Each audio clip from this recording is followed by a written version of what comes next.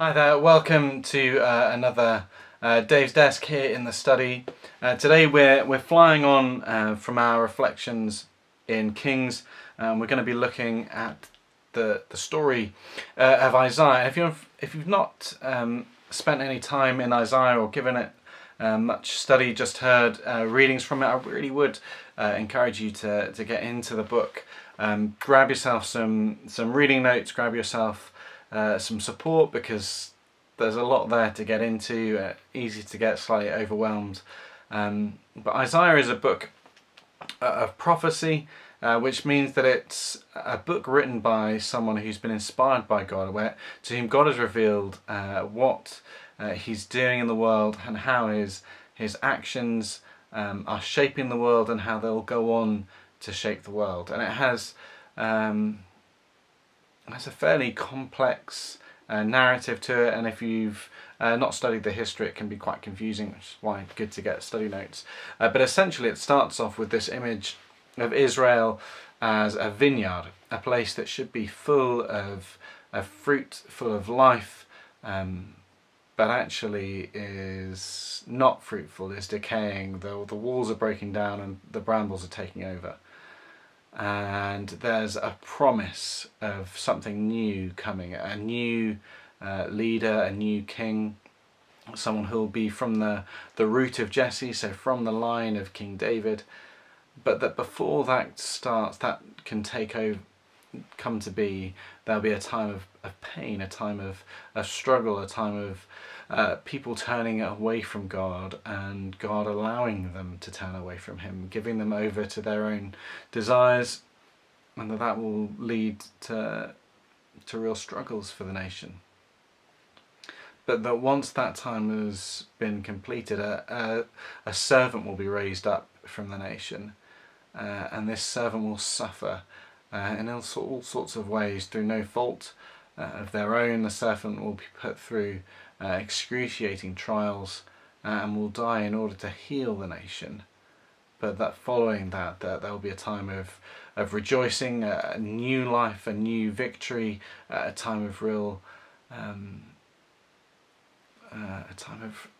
sort of ecstatic governance over the nation. The nation of Israel will rule the nations around it. And from a Christian's perspective, that prophecy is seen to be fulfilled in the life of Jesus. So Jesus is the king in the line of David. He is the servant who suffers, and he is bringing about this new kingdom.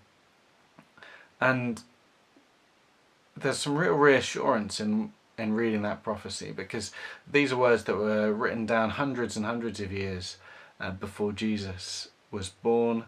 And the detail is quite remarkable in the ways in which Jesus' ministry on earth was written about in the book of Isaiah.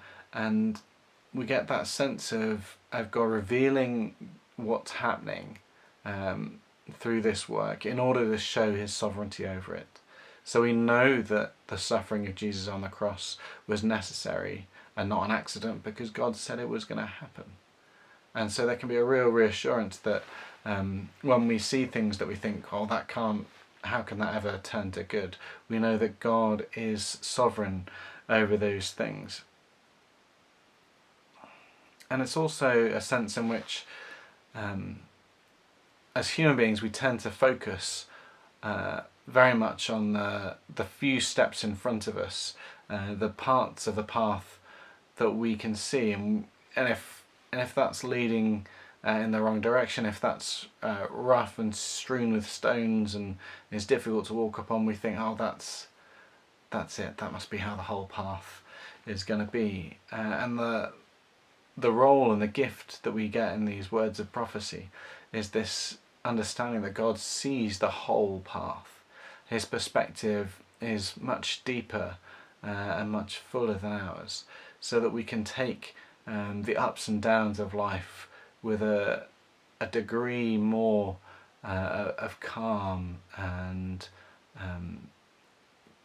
just sort of clarity, that actually over the long perspective, those little ups and downs, those boulders all smoothed out into this high road leading towards God's victory.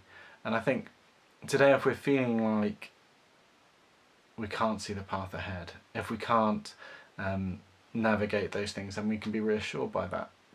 And I think the third thing that I've taken from studying Isaiah is Isaiah, as we've sort of alluded, is an extremely complex work. If you study it from an academic perspective, there are all sorts of fairly profound and challenging questions that are raised by the book of Isaiah. And if you read it just quickly, it would still raise some challenging issues. And often we skip through parts of the Bible like that because they're complicated, because they're challenging. And as human beings, we like simple answers and simple questions. And so books like Isaiah that raise up these challenges to us, we tend to just hit the highlights, the bits that we know the answers to, the bits that we understand, because we just sort of dissuaded from complexity. And actually we live in a time of great complexity where there is no simple answer to the challenges that we hear about every day. And to have that put into an appropriate context, saying it's okay for there to be complexity, it's okay for there not to be a simple right answer, it's okay, we can still trust that God has the long view seen, but actually right now we have to wrestle with the complexity of the moment and not be blind to the challenges. I hope that's been helpful for you as a short pause in the day. Please do comment and feedback, and we'll see you again soon, hopefully. Bye bye.